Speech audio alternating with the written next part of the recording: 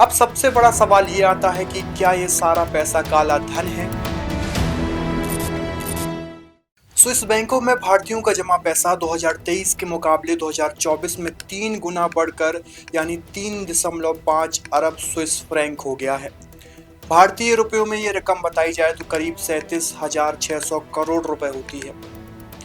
SNB ने कल यानी 19 जून को ये आंकड़े जारी किए हैं। ऐसे में कई लोगों के मन में सवाल है कि आखिर ये पैसा कहाँ से आया, क्या ये काला धन तो नहीं। नमस्कार, आप देख रहे हैं पैप्टिक टाइम मध्य प्रदेश समाचार और मैं हूं आपके साथ आयुष शुक्ला। आज इसी खबर पर विस्तार से बात करेंगे कि जो स्विस बैंक में भारतीय रकम जमा है वो कहां से आई। आज की इस खबर को हम 7 सवाल जवाब के जरिए आसान भाषा में समझते हैं। पहला सवाल, स्विस बैंकों में भारतीयों का पैसा कितना बड़ा है।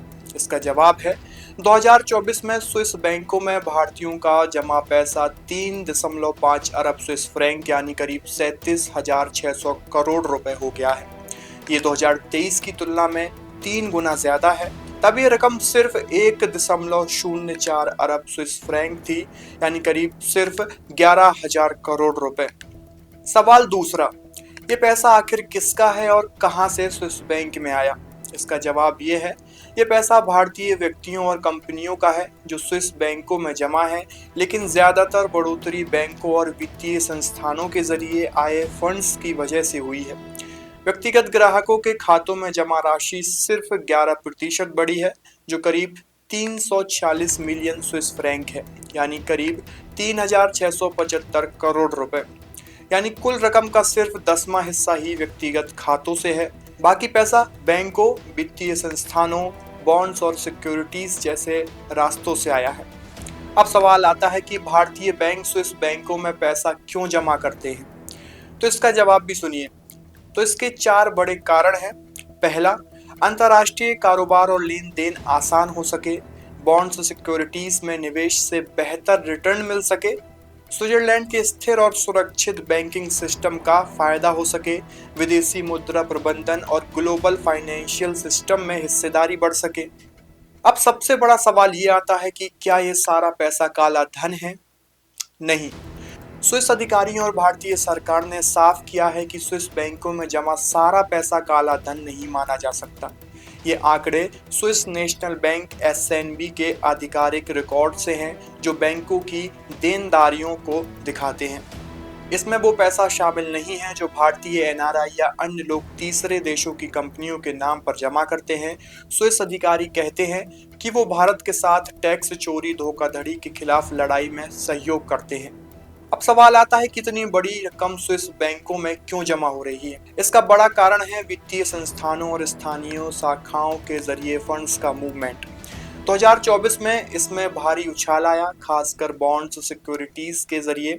2023 में यह रकम 70% गिरकर 4 साल के निचले स्तर पर थी, लेकिन अब इसमें रिकवरी हुई है।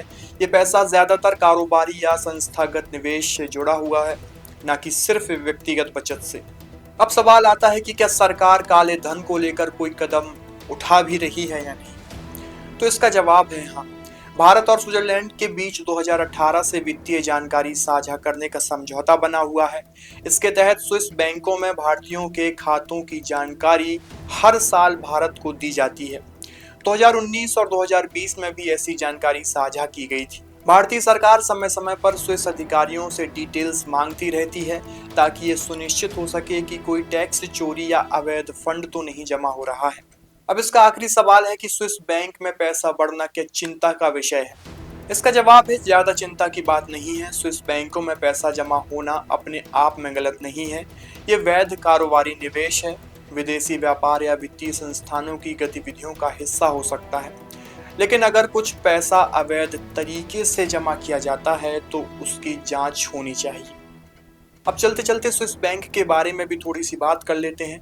स्विट्जरलैंड में मौजूद वे बैंक हैं जो अपनी सख्त गोपनीयता यानी प्राइवेसी और सिक्योरिटी के जरिए जाने जाते हैं। इन बैंकों में लोग अपने पैसे इसलिए भी जमा करते हैं क्योंकि इनके खातों की जानकारी किसी को भी नहीं दी जाती है।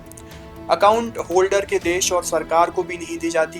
ये बैंक अपने कस्टमर डिटेल गुप्त रखते हैं और अकाउंट को केवल एक नंबर कोड से पहचाना जाता है जिसे नंबर्ड अकाउंट कहते हैं। इस वजह से इन बैंकों को दुनिया भर के अमीर लोग, कारोबारी और कभी कभी गलत काम करने वाले लोग भी अपने पैसे रखने के लिए चुनते हैं। स्विस बैंक की शुरुआत 17वीं सदी में हुई थी और 1713 में स्विट्जरलैंड में गोपनीयता के सख्त कानून बनाए गए थे। 1998 में यूनियन बैंक ऑफ स्विट्जरलैंड और स्विस बैंक कॉरपोरेशन के मिलने से यूबीएस बना, जिसे लोग आज स्विस बैंक के नाम से भी जानते हैं। ये बैंक पैसे जमा करने के साथ साथ इन्वेस्टमेंट और फाइनेंशियल सर्विसेज के लिए भी जाने जाते हैं। आपको ये पूरी खबर कैसी लगी, कमेंट बॉक्स में अपनी प्रतिक्रिया जरूर दीजिए। शुक्रिया।